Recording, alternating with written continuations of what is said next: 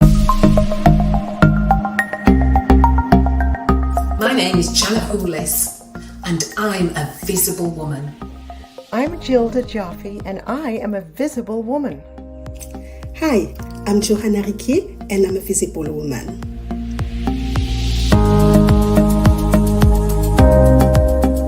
I'm Sharon Anaja, and I am a visible woman. Hi, I'm Petra Annabelle, and I'm a visible woman. Hi, I'm Lullaby Jude, and I am a visible woman.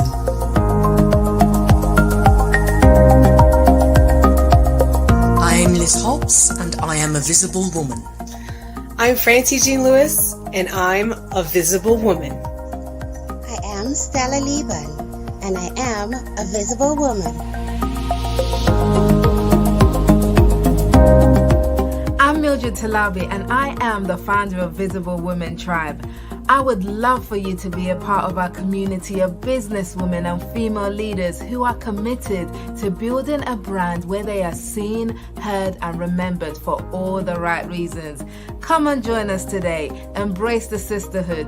Visit www.visiblewomentribe.com to register.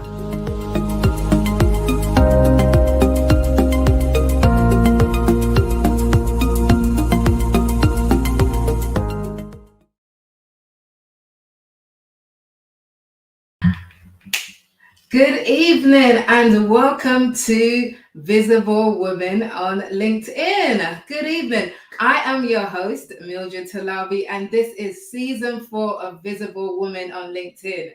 And I am so excited to be back with this season of Visible Women. And that trailer that you just saw, that is about Visible Women Tribe. That is my brand new, well, it's not that new anymore, but it's our membership community for women who are committed to building visible and profitable businesses here on LinkedIn and beyond. So if you want to join us, go to visiblewomentribe.com and join us. But listen, Visible Women Tribe is sponsoring this show today. And this show is called The Visible Woman Show. And if you are brand new to the show, first of all, welcome. Thank you for joining us. We are on season 4 of Visible Women on LinkedIn. And what this show is about, this is a show where I showcase awesome, inspiring, wonderful women in business who are doing amazing things and have amazing stories to share about their lives and about their business and who are being visible about it.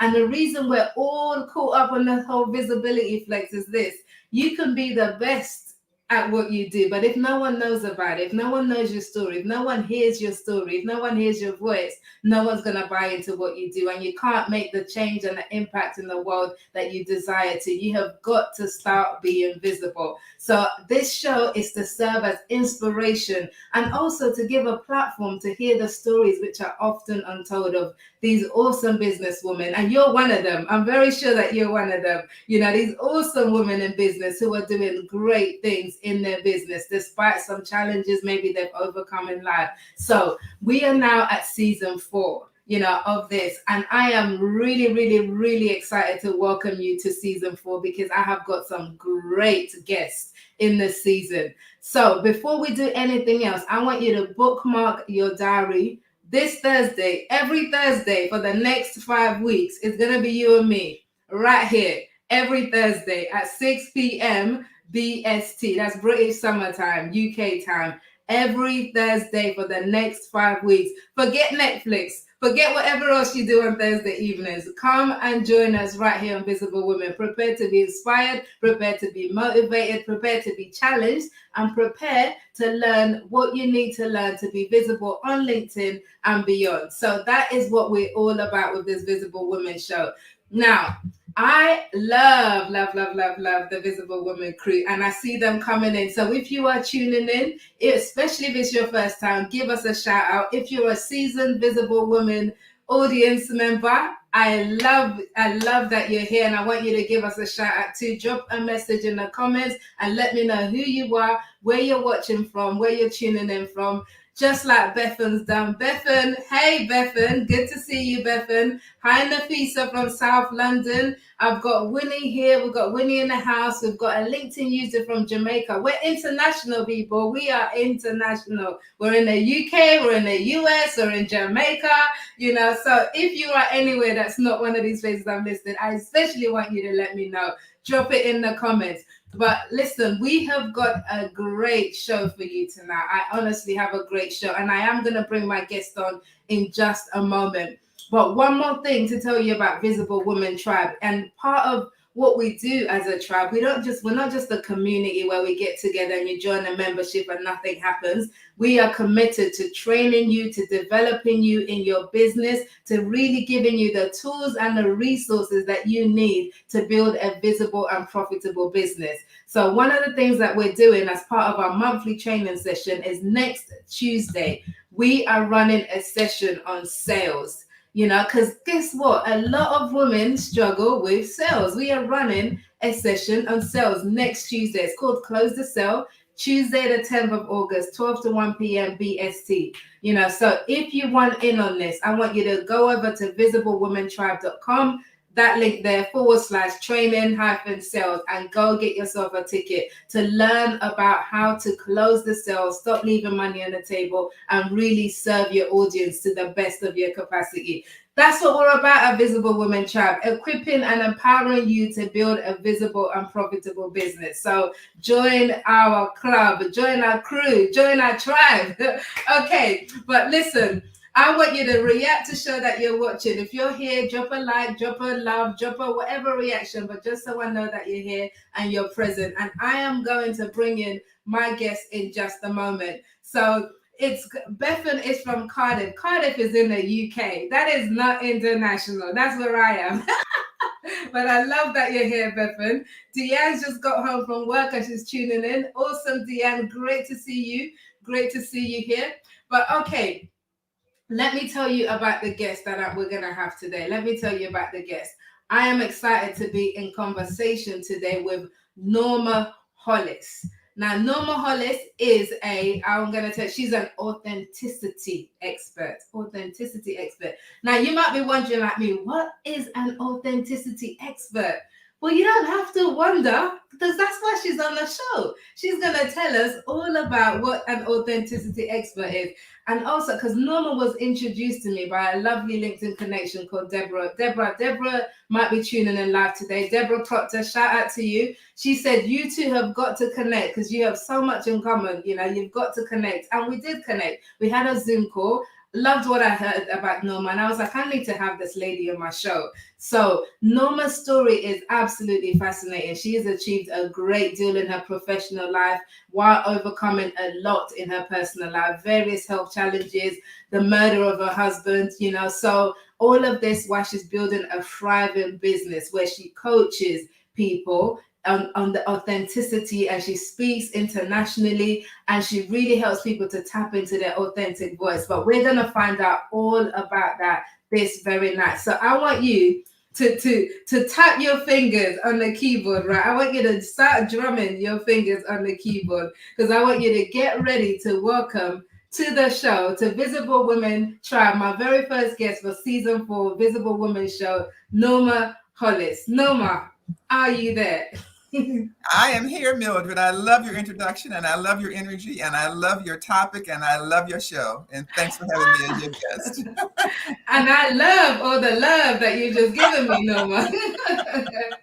I absolutely love it. It is absolutely a pleasure to have you on the show. The very first thing I want to kick off, because it's one thing when we describe, when people read your bio and they kind of describe what you are. I want to know from you, how do you describe what you do, Norma, in your own words?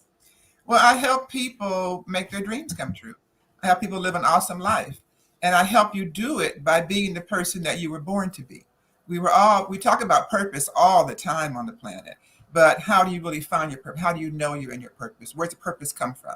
So I help you answer all those questions about who am I? Why am I here? What should I be doing? And how should I be doing it?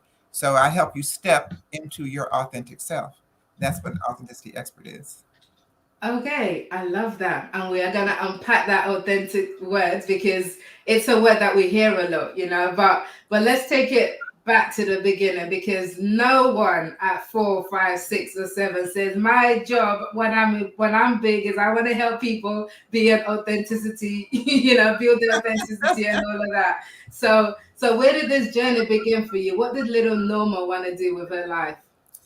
Little Norma, whenever someone asked little Norma, what are you going to do with your life? My answer was always, I don't know. God hasn't told me yet. So, so I didn't grow up with a goal. I ended up in the teaching profession because I was a very obedient young daughter, and I did what my parents said. And they said I should be a teacher. I wanted to go in interior design. You see, I like color, but I was convinced that that wasn't a logical direction. And my family is a legacy of teachers and providers and service people. So I took education. I decided to go into early childhood education rather than just straight education.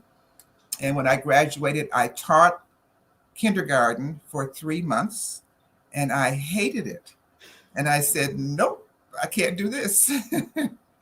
So I just kind of followed, my voice. I actually went to school in interior design, but because they wanted more more art training than what I wanted to take, I had a 4-year-old brother when I was in college. So I loved him, and in early childhood was a brand new field. So that's what I did. And so what's interesting is that the path that I followed led me to where I am, because a lot of what I do with authenticity is I had studied people for 30 years from personal, professional, and spiritual perspectives. And that was a quest to understand myself. I found at 28, I was the girl that my parents raised me to be. I had a husband who had a good job. We had a good house and cars, and I was miserable again and didn't know what to do with myself. And that's when I started my quest to understand who am I, and that took 30 years. And that's what birthed my whole authenticity piece. Yeah. Okay, wow, 30 years journey. We will talk about that. So you said you studied people for 30 years. What did you learn about people as a whole? Well, I studied human nature. So, and I studied it from personal, professional, and spiritual perspectives. When you're in your young 20s and 30s, for those of you that are in that age, 40s, you don't know a lot about life. You think you do. You think I'm grown, so I know everything now, but you don't. But I was learning. That was a time you're absorbing what's happening in the world. You're absorbing to learn who you are, to learn what life's about, to learn how you're going to survive and what you're going to do in this life, whether you do it consciously or unconsciously. You're still doing that. So that's what I was doing, but I did it very consciously, and I did it as a way to understand myself. And what I found is that I have 3 voices within me. And I later found out that the same voices and how I describe them for myself is everybody else that I met. And so that was the foundation of my program and my authenticity. So the 3 voices, basically, we all have an inner voice that no one's hears but us. That's our GPS system and our connection to our purpose and to our source. We have an outer voice, which is how people perceive you. So you see Mildred with her beautiful background and her beautiful brand, and you see me and my beautiful back. That gives you an impression of who we are. You don't know who we are. You just met us. You just see, and you make perceptions, you make judgments, and we all do that. That's your outer voice. And then your expressive voice is who you have truly become, how you live your life day to day, how you live your gifts and talents, who you are in the world. And so those are the voices that I understood that I have and that everybody else has as well. Okay, and I want to know how these voices play into our lives, but I'm guessing you're going to tell us as we move along this pathway. So I definitely want to know. But just to rewind a bit, you said, so as a little girl, it was a case of, what do you want to be? And you said, I don't know, God hasn't told me yet. Does that mean your faith is something that's a big part of your life, or was a big part of your life? How does that play into who you are today? You call it faith. I call it connection. So I have always felt connected. I didn't feel that I had to read to know who God is. I felt God in my life, and there's many of them, and I think a lot of us do. It's who we are. Women particularly have that closer. My belief is that Black women particularly, but I've met a lot of women of all nationalities who have this similar depth of connection with a spiritual power. Some call it God, some call it Jesus, some call it universe, some call it spirit. But I've always had that connection. I talked about that connection freely as a child, and was ridiculed, teased, ostracized, whatever, from my very traditional family. They didn't get it, so I stopped talking about it.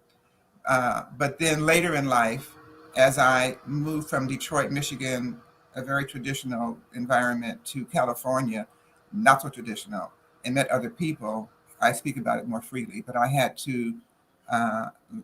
to let go of and mature from the childhood stuff that I got to really step in and believe who I am authentically, and I am connected. So that's who I am, and so all that I have, I didn't grow up saying I'm going to be an authenticity expert. No, I didn't do that.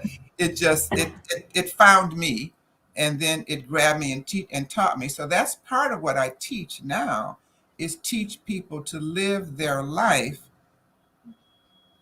through the guidance of their connection.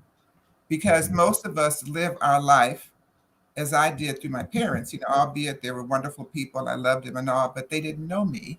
And nor did they know what the world would be like 30 years later, or when I'm an adult, when I'm the age that they are.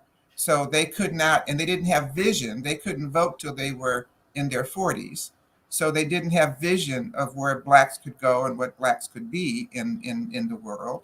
Um, so I just had to carve my way through my own path and my own understanding. And that's what I help people to do too, because when you have that connection and that partnership with your inner voice, the first voice that I talked about, you have a surefire lead to help you get through whatever it is you're supposed to do, and get through what you have to get through to do what you're supposed to do. So I think that's a very, it is counterintuitive for most people on the planet, because you get indoctrinated so early in life that this is the way to do things. You do it this way, and get this job because it's gonna make a lot of money, as if money's the only thing. And it's not. It's just a piece of the puzzle. Mm-hmm. Do you have brothers and sisters? I have a sister who was born in the same year. She was born in January. I was born in December. We had the most fun when we were kids. And those 13 days were the same age. And they ask how old we are, and we tell them we're the same age. And are you twins? No. And they couldn't figure it out. We just laughed. Then I've had two brothers, one 3 years younger, he has since passed, and one 15 years younger, the one that was in preschool when I was in college. So the two that are surviving are still in Detroit, and I'm the lone one who's come to California. They say that the United States is tilted, and all the loose people slide down to California. So, so I slid down to where I'm comfortable.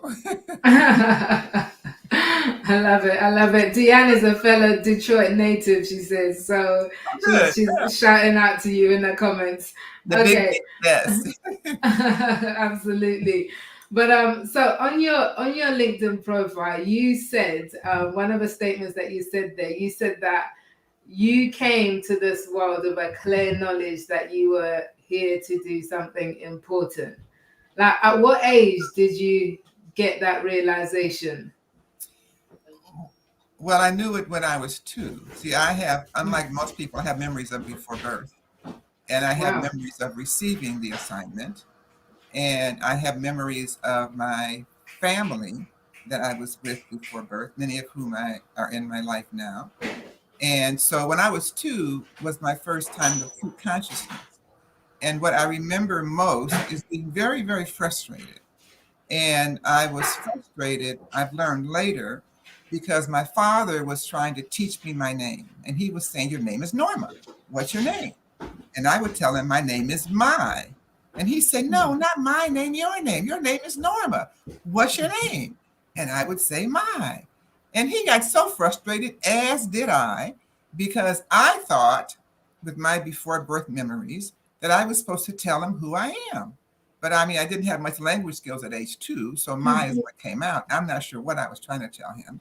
And he figured, I sure got a stupid daughter. She can't even learn her name.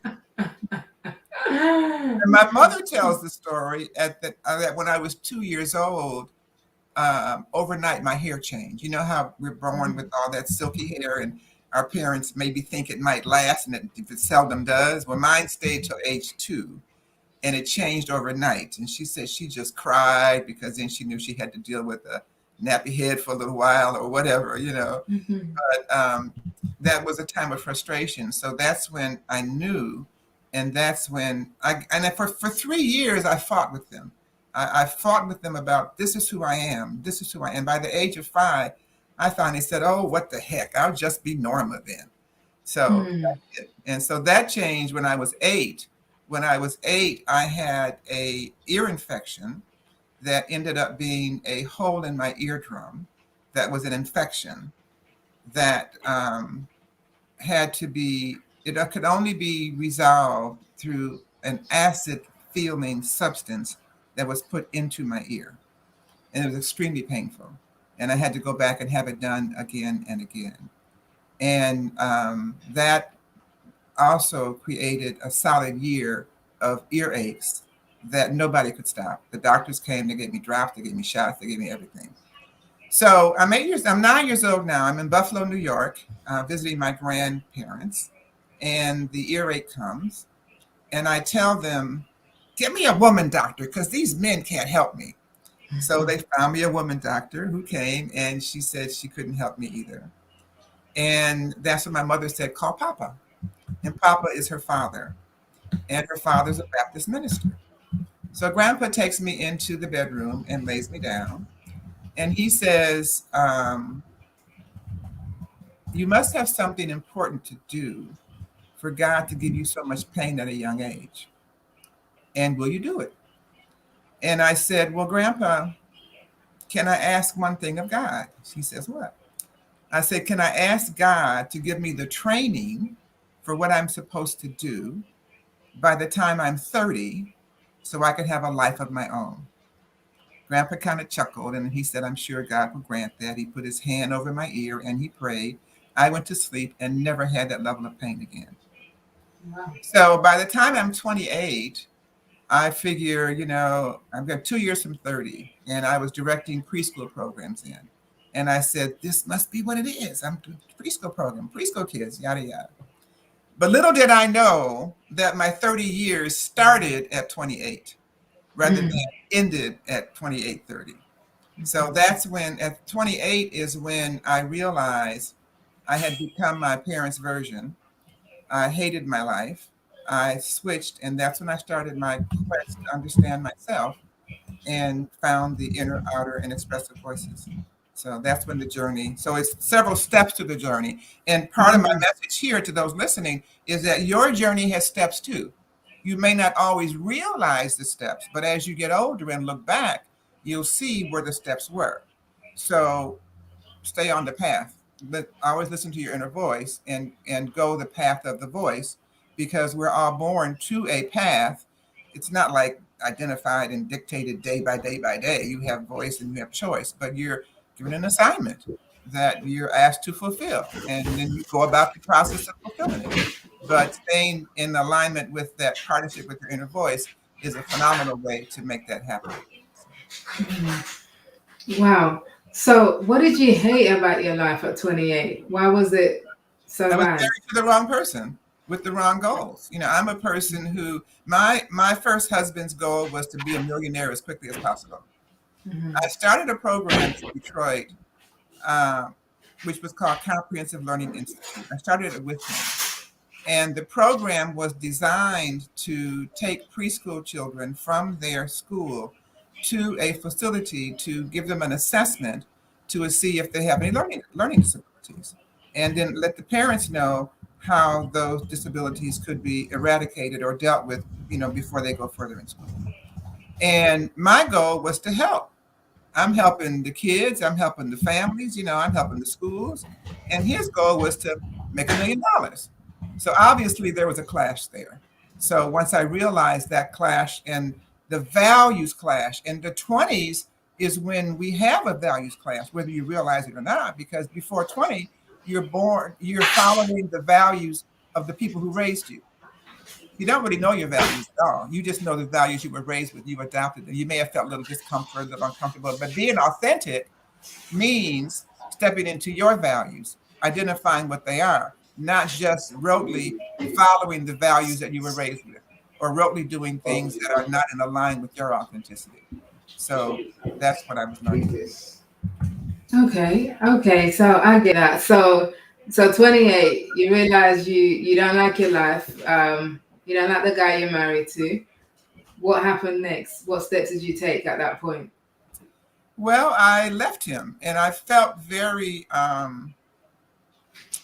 insecure in many ways, because since I was raised in my parents' view of who I was and didn't know who I wasn't sure what would make me happy, how I wanted to earn income, how I wanted to spend my days, my life, whatever. Actually, what happened is I moved to Los Angeles. I have two friends from high school who had moved to LA.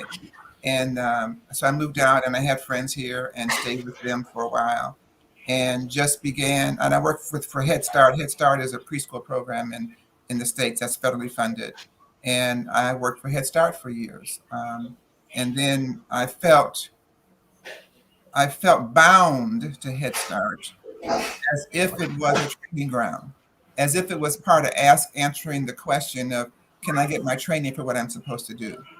And surely enough, the way that I used my education, my degree was actually in family and child life sciences.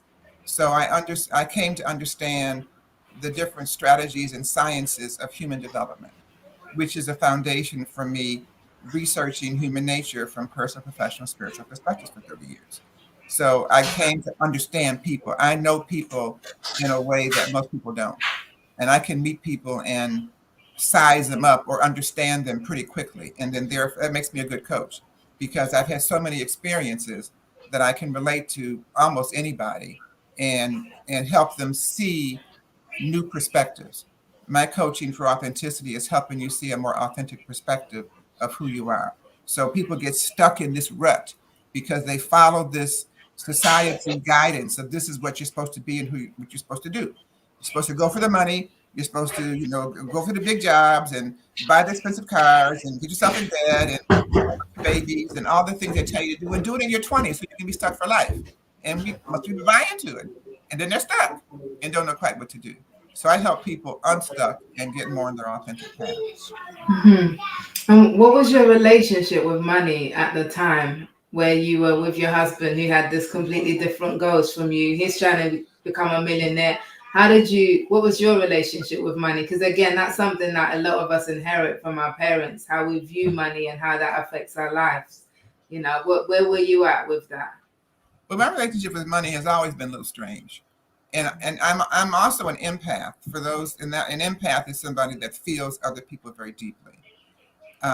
So I could feel people's stress with money, and because of my empathy and my compassion, and as many coaches are, I would give stuff away for free, and I called it part of my learning, which was part of my learning in many ways. But my relationship with money has always been a bit strange, and also because as I feel other people, I feel their great lust for money. There's a great gotta have more, gotta have the biggest, gotta have the best, gotta have more. Everybody tells you, have the best business, double your sales, and do this, and grow more money. For what? Why? That's just part of a game. Do you really need it? What if you took the energy that you use spending on getting more and better? I'm talking once you get past the survival, that's always first, and the things where you have a flow. But no, people that have jobs generally have that to a certain extent. So what's the point in having the lust for it? There's so many more things you can do with it. And there's so many more ways you can find more meaning and joy in your life than just going through life struggling for more money. Life is over. I'm much older than you. And in my wisdom, and my elder, I recognize, it goes by really fast. Before you know it, it's like, dang, you're 50, 60, 70 years old. And what did you do in those 60, 70 years? What did you learn? What joy did you have? Did you just go for money? Did you just go fulfilling someone else's dream? When you work for someone else, you're really doing their dream. What was the dream that was poured into you before you came? And how are you fulfilling it?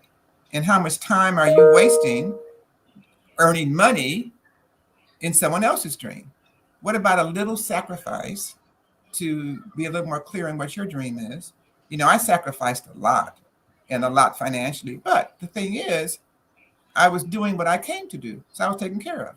I had 1 year, I didn't know how I was going to pay stuff. And what happened? I did have 2 properties then, so that speaks to something. And both of them flooded. And I got 2 insurance checks. And I have a car that somebody ran into, just a slight little thing. I had 1 month at the house. I need some money this month. Next thing I knew, somebody hit me. It wasn't bad, but I got a check. So it's strange ways that you'll be provided for if you believe and do what you were sent to do. So I've never been homeless. I've had property for decades. I have never, when my car died, I could get another one. I mean, I did right things. I kept my credit decent. I did the best I could to keep it decent. I did have some problems along the way. But basically, I stayed attentive to the things that keep you under the radar and stayed under the radar, and therefore had the freedom to do what I wanted to do. And then the other thing that I didn't do is I never worked for an organization that bought my soul. So I don't owe anybody. I don't owe any organization. I don't owe any belief system. I don't owe. Only thing I owe is my creator. I owe what I promised that I would do, and I'm on track for doing that. Awesome. So how did you then make the shift? Okay, so that's really interesting, that whole money thing, because everybody has different relationships with money. How did you make the shift then from preschool, kindergarten, young people to then working with adults, which is what you do now predominantly? Well, the interesting thing is I went from directing nonprofits to owning a speaker bureau with nothing in between. No classes, no training, no coaching. Just God said, do it. Okay, let's do it. Let's go. But what's interesting, again, following the voice, I was frustrated with Head Start. I felt bound, as I mentioned. When I finally was unbound, I started speaking. I enjoyed it, but I could not speak full time because I had health issues because of my ear. I took antibiotics for 40 years because I had ear infections every year. In fact, I had ear infections for 55 straight years. And then I finally found out how to stop them. So kind of lost my train where I was going with that. What did you ask me? The transition from going from kids to adults. So this is part of the transition. So having the business was the MBA, was the PhD in business, because since I didn't take the training, I learned by fire, and that's kind of who I am. I prefer to learn through the experience versus some ivory tower perspective that I have to then translate to what's the real world. So by doing that, I got in a great deal of debt, but that was taken care of as well over time. And I had to learn how to sell. I had to first believe in myself. That's first. Second, I had to have a product, because even though I studied it for years and I wrote books and I wrote things and I had things, I didn't really have a product. I had some coaching, so to speak, but in the last, it's only been really 2 years, 2.5 years that I really have the 30 years of writing the program. Then I have 12 years to figure out, so what is it? I've written it and it looks pretty. What does it do? So I had 12 years to figure out, what does it do? How does it work? How do I market it? And I'm entering my 3rd year of marketing it. And I've learned a lot. I made a lot of mistakes, as I said. And one of the biggest mistakes I've made that I'm still correcting is to listen better. When I sell things, I sell through a conversation with people. And sometimes I get so excited about who the person is and what they offer and how I can help them, that I forget to listen more to where they're at financially, where they're at authenticity-wise, what their true needs are. And I missed the boat there. So In fact, I even developed a program called Energize Your Sales, which is becoming very popular because that's what I've learned. The way to energize your sales is to be more authentic. So I've learned that the more I can be authentic, like I'm just bringing on a VA to take over a lot of what I do, so I can spend more time talking to people, being more authentic, and really working with them. So sales is about finding your authentic way to sell. My authentic way to sell is having a one-on-one conversation with someone who I know what their goals are, what they want to do, and I take the time to really unwrap what their needs are, help them see themselves in a different way, and help them see how I can help them. And I've taken, and sometimes they still might not buy, but a lot of people buy from me after they've known me for a while. They've been on my list for a while. They've heard me speak a few times. They get to know, they got to get a sense, they kind of get a sense of what they're buying if they buy me. So those are my easier sales. People that are strangers are not as comfortable. I mean, some are. I mean, I've had people find me on internet and spend a few $1,000s just from one conversation from an internet stuff and never heard me speak or anything.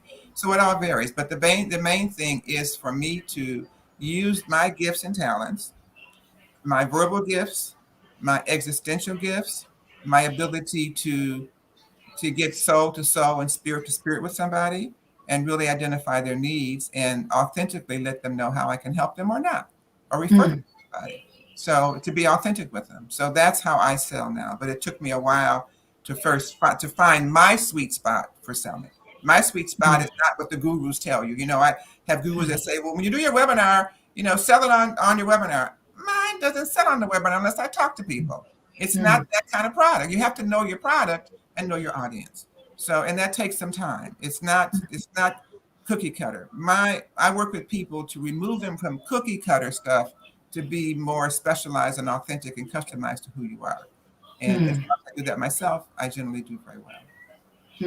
I love that. I wasn't even trying to go there because at the beginning I was talking about Visible Women Tribe and that we're doing a session on sales. So what you're talking about ties in so nicely because there's so many ways and methods to sell. But really, if you're coming from that authentic place and you understand that selling is to serve, you know, you're essentially serving your audience, that's going to help you make a lot more sales. So if you're watching this and you want to learn some selling techniques, we are holding a Visible Women Tribe training session on Tuesday, the 10th of August. It's at lunchtime, 12 to 1 p.m. BST. And if you look at the bottom of the screen, you'll see it scrolling along. So if you want to register for that, go to visiblewomentribe.com/training-sales. But this will teach you how to sell in a way that's authentic to who you are and really help to grow your business because that is so important. So Norma, I'm so glad you brought that up. But you know, so it ties in so nicely. So listen, don't miss out, ladies. Do not miss out on this session. You know, but let's talk about this authenticity because we've mentioned it so many times. You know, what do you mean when you use that word authenticity? What are you saying exactly? What I'm really saying is be the person God sent you to be. So I have memories of before birth and I don't remember what they told me exactly, but I remember part of what I was instructed to do, but I just followed my voice and my inner voice and then it revealed itself. And it's far, far more than I could have done consciously trying to put it together. And as I look back on it, I mean, I'm just amazed of the awesomeness of how it comes together. I mean, I had one year where my message was just sit down and write and put everything that you have written online. And that became my online school. And I put it online. I didn't even touch it for about 2 years. But then when it was time, it was already done. I didn't have to figure out how do I do this because I had that year of the instruction. And what was so interesting during that time is every job I applied for, even a lowly tutoring job, it's nothing but work. It was like God said, nope, we're putting a wall against. Just listen to me and do what I say, and don't do anything else. I was so happy. I snagged an interview for a tutoring job, and for 12 o'clock noon. And I went to the interview, and when I got there, I couldn't believe that I actually got there because nothing else was working. And the guy said, "Oh, your interview was at 9 o'clock this morning." which meant that someone from the East Coast set it up, and I didn't get the time switch because 9 East Coast and 12 is 3 hour different. So I said, oh, whatever. Okay, what am I doing next? I even went on strike one time. My girl said, what are you going to do? I said, I don't know. I'm just going to complain. I'm not going to stop. What am I going to do? This is what I'm supposed to do. So, and I'm in partnership with that inner voice that's guiding me.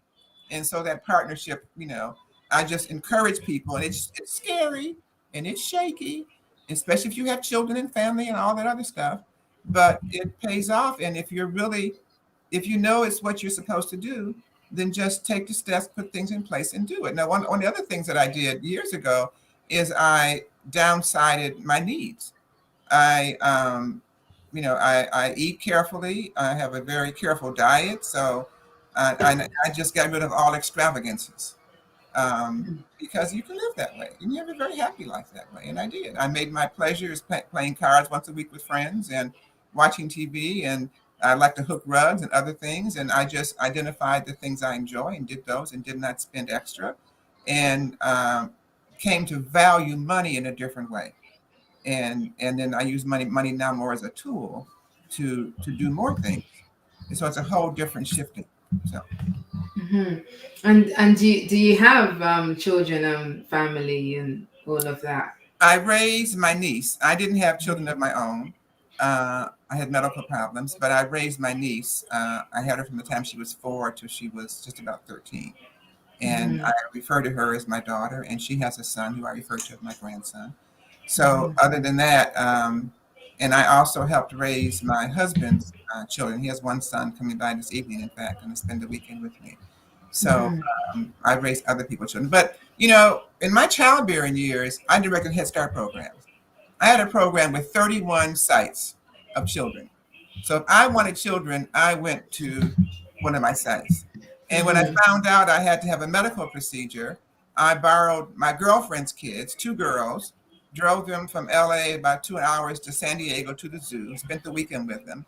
And when I got back, I said, here are your girls. And I'm good. I'm good. And I have been good.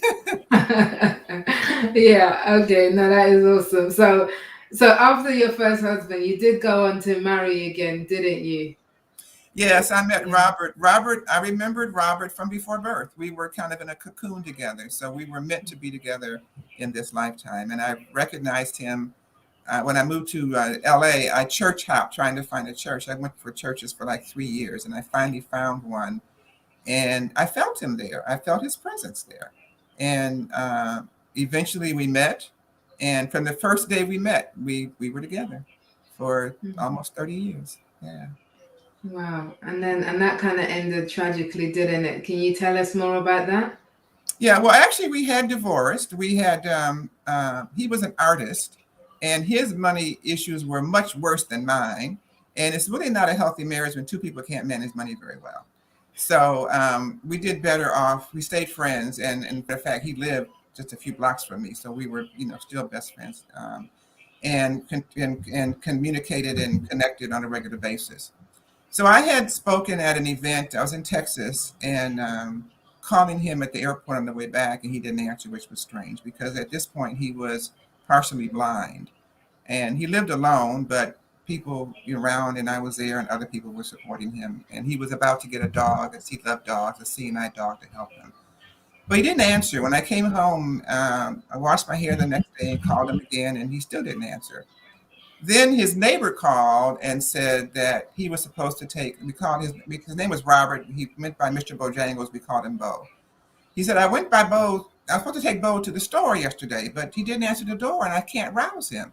And I'm concerned. And I said, okay, I'm going to come by when I finish my hair. And I did. And I couldn't rouse him either.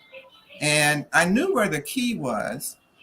And I went to get it, but Spirit wouldn't let me find the key. It was on the wheel well of his car, and I went to 2 wheels, and then I just got nervous. And I called his son, and I called the 911, the emergency.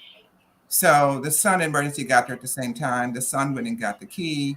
He walked in and ran right back out and would not let me go in. And that's when we found out that he had been murdered, and he was decapitated. So that was a very difficult time, as you can understand. And it's been 6 years now, and they have not arrested anyone. They do have a suspect. We did a number of things. We had some spirit people come and give us, and they actually told us pretty much who it was. We just couldn't interpret what they were saying. And we pretty much know who did it, but it hasn't been resolved. So the question was always not so much what happened. Well, let me just mention one other thing, and that's that when I said that before birth, I was told what my life would be like. I was given the picture of my life until the age of 50, but I was not given anything after 50. So my anxiety when I was younger was, will I make it to 50? Will I make it? I gotta make it to 50. I gotta make it to 50. So I did. And so Robert's murder was after I was 50. So they obviously could not tell me that. But I did get a lot of other intuitive people who gave me feedback. So, for example, that the lesson from his death for me was to resolve some past traumas that Robert and I had been through. I have some really unusual spiritual beliefs that may be unusual for some people, but it's my experience. I can't deny my experience. And my experience is memories of multiple lives in the past, and having a melancholy about me that I never really understood. I remember when the very first murder in a school took place in Scotland in the 90s, and all these kindergarten kids were killed. And I cried for days. I just cried and cried, and I couldn't stop crying. And I'm told that Robert's murder was to help me heal from that, because Robert and I had evidently experienced something similar in a past life with multiple children being murdered. And it had been impacting me for a long time. And so that was a healing thing, to wake me up and heal me so I could continue my work. And so everything, I've had in the process of my life, I've had 13 surgeries, a lot because of the antibiotics I took. And every surgery, every major event in my life has had a spiritual component.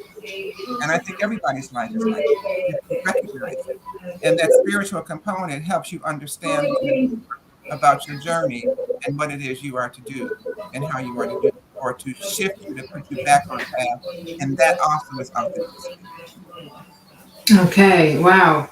So it's kind of like all of that contributed to you being even more of your authentic self, as you say, all of that experience that you've been through. And would you say that, I know the murder's still unsolved, so would you say that you're kind of in a place where you've healed from everything that's emotionally and all of that, and you're your whole self now? Yes, I am. I visited one of my girlfriends. We go back to junior high school, middle school. We were 13 years old. And I visited her about 2 weeks ago. She had a celebration because we could. And she's one of the ones one of the reasons why I moved out here when I moved out here at 28. And I happened to mention her husband died from Parkinson's a year after my husband died. And I was trying to put the dates together. And I asked her, probably at an inappropriate time, when did Phil die? When did your husband die? She went off on me. And I was shocked, because I forget who I am sometimes. And I had to tell her, well, I don't have the emotion. She still feels guilt. She still feels stuff. I don't feel any of that. I did feel some of it originally when he first died, but because I'm a speaker, I talk about it like I'm talking about it now. Every time I talk about it, I heal. I first talked about it 6 months after he died.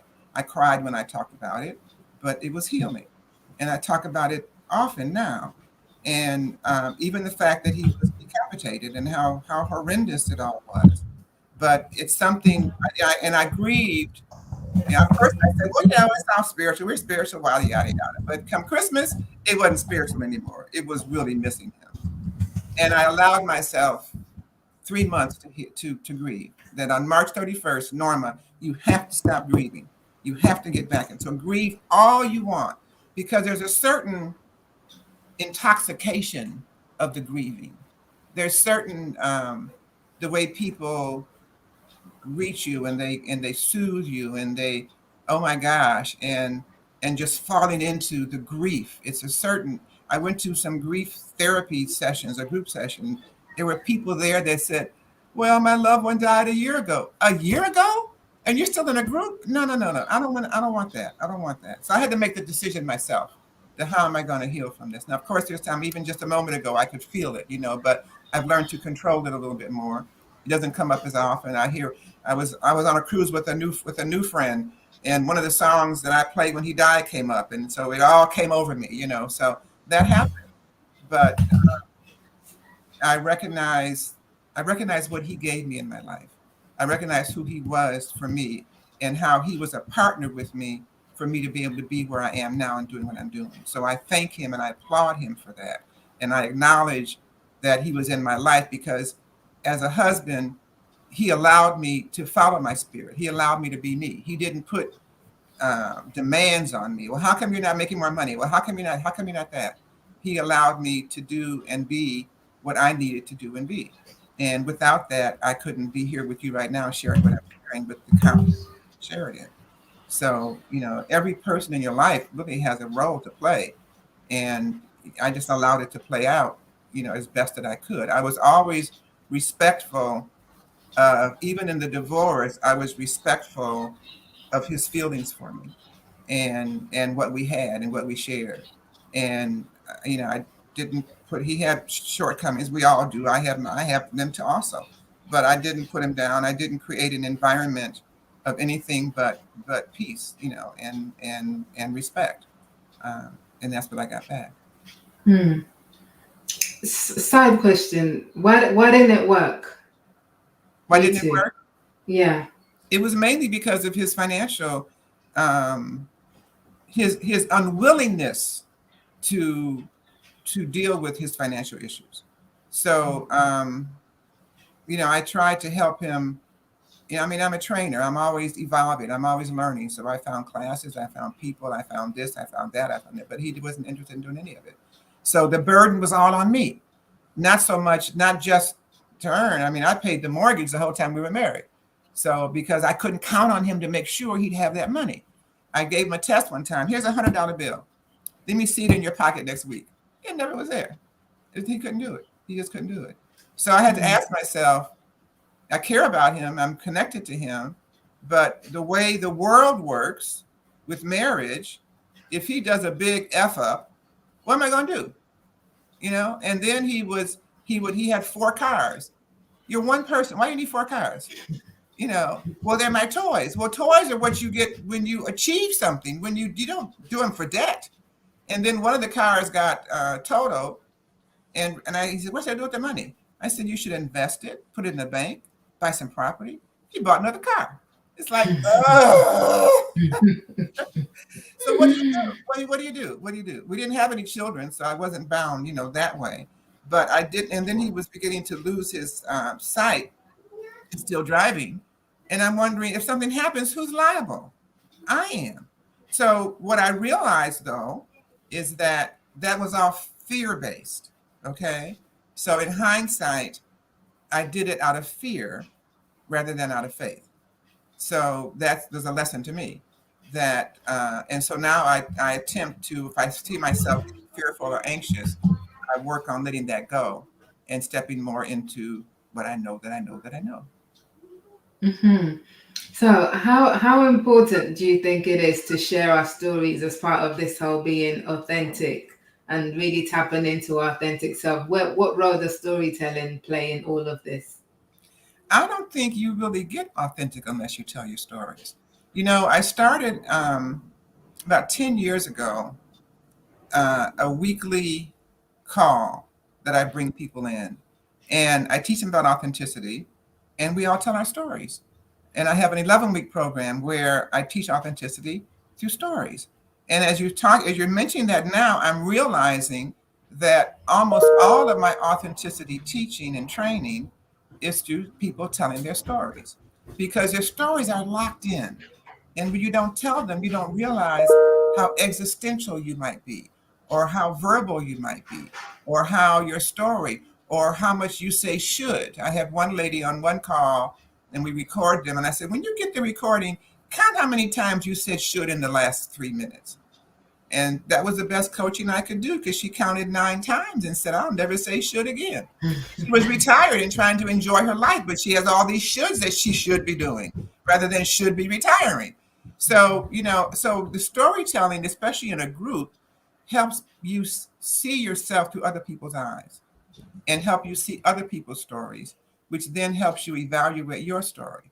So that's one of the programs that I offer people that really, and I see the growth in them. I see their confidence. I see them stepping into their authenticity. They even sit differently when they get to that point, and they talk differently, and they have so much more confidence and so much more realization. Oh, that's who I really am. I didn't have that perspective. So you gain new perspectives. So stories are absolutely critical. I wholeheartedly endorse storytelling and story sharing. Love it. And because the show, as we're wrapping up, because the show is about being visible and visibility on LinkedIn and beyond, what's the relationship that you see between visibility and authenticity? Well, you can be the best kept secret in the closet, and that's okay if that's who you are. But if your objective, your purpose is to touch other people, is to make a difference in the world, then to make a difference is in the world of multiple people, not just yourself. And visibility gives you the opportunity to do that. Now, for me, I have minimized my visibility for a while simply because I didn't have my products together. So, okay, you come to me but I had no place to send you to really monetize and leverage that connection. So now that I have them in place, I mean, they're coming to me I have 4,000 on LinkedIn, and I think I've only invited 2 people over the course of the last 3 or 4 years. But they find me. I'm getting ready to do a webinar, and I have joint venture partners asking me. So by building who I am and then what I have to offer, and then being visible versus the other way around. Because if you get visible first before you have your stuff ready, and before you're ready to really share who you are and can articulate it, then you got to go do it again. That's part of what I teach too when I work with people, to have your message clear first before you try to share your message. You share it in your free stuff so you can clarify it and get it and polish it and all that. But when you're ready to get into the big game, you want to have it ready. You want to be clear on who you are.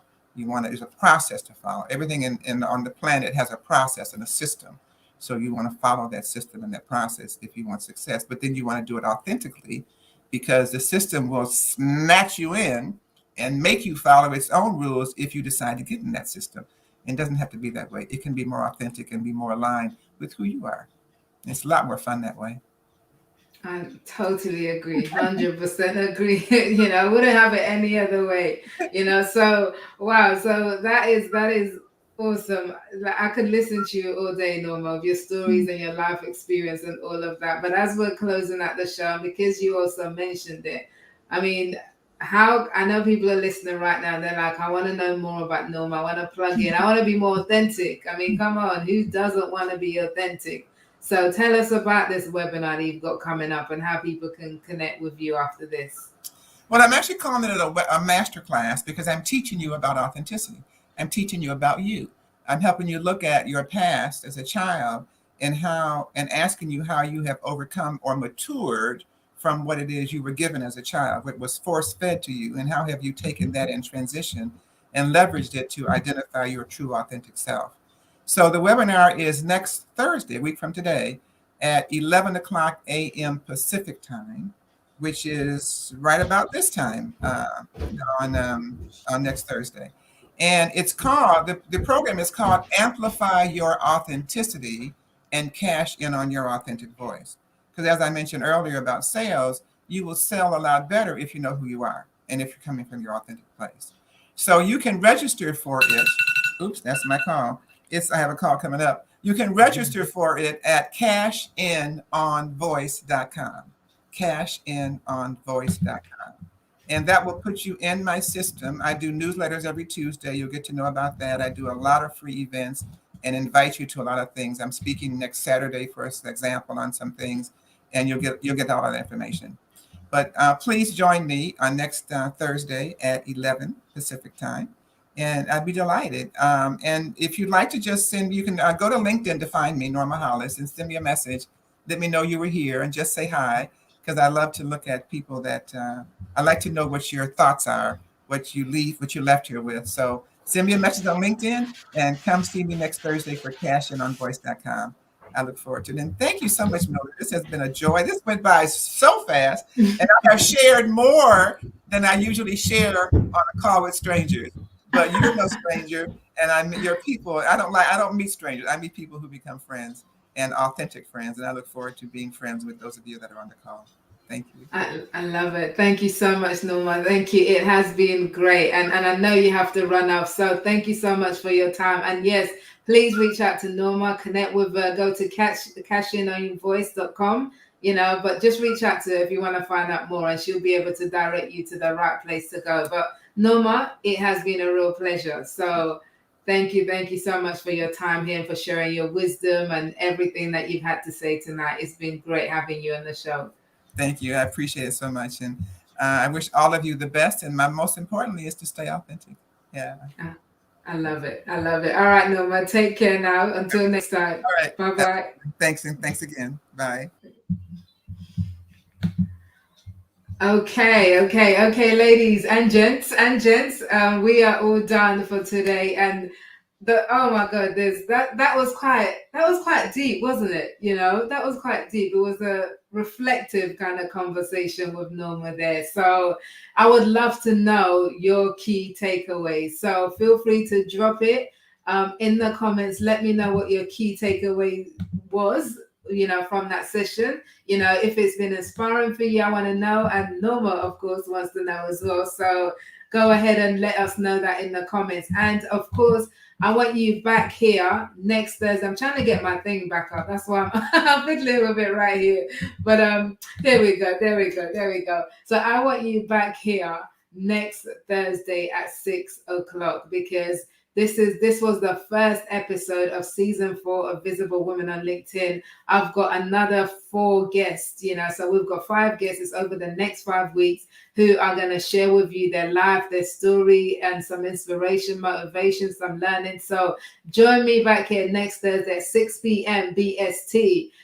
So thank you so much for tuning in tonight. And for those of you who want to come to, connect with Norma for her session. If you want to come to the Visible Woman Tribe training session that I mentioned, which is happening on Tuesday about selling, you heard how Norma said about how important it is to sell and sell from an authentic place. Well, we are running a session about this on Tuesday, the 10th of August. So all you have to do is you find it on my profile on LinkedIn and everywhere. But if you're copying it now, go to visiblewomantribe.com/training-sales, and you can get yourself a ticket. Tickets are £15 or free if you're a tribe member. If you want to join us, go to visiblewomantribe.com. That's where you register as a tribe member. But most importantly, I want you back here next Thursday for another edition of Visible Women on LinkedIn Season 4. So for now, until then, thank you for tuning in. Thank you so much for engaging in the comments. So great to see you all here. And I will see you again next Thursday. Thank you. Take care. And we're going to close out. Because I love this trailer. We're going to close out again with the trailer for Visible Women Tribe. But until next Thursday, take care and have a great evening.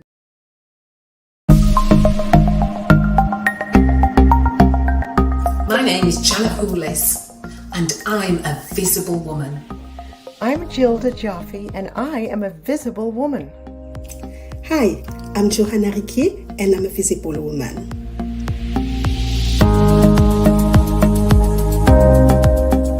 I'm Sharon Anaja, and I am a visible woman. Hi, I'm Petra Annabelle, and I'm a visible woman. Hi, I'm Talabi, and I am a visible woman.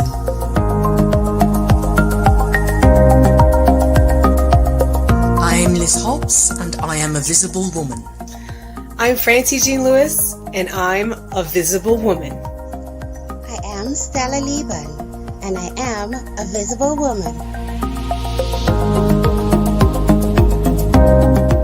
I'm Mildred Talabi, and I am the founder of Visible Women Tribe. I would love for you to be a part of our community of businesswomen and female leaders who are committed to building a brand where they are seen, heard, and remembered for all the right reasons. Come and join us today. Embrace the sisterhood. Visit www.visiblewomentribe.com to register.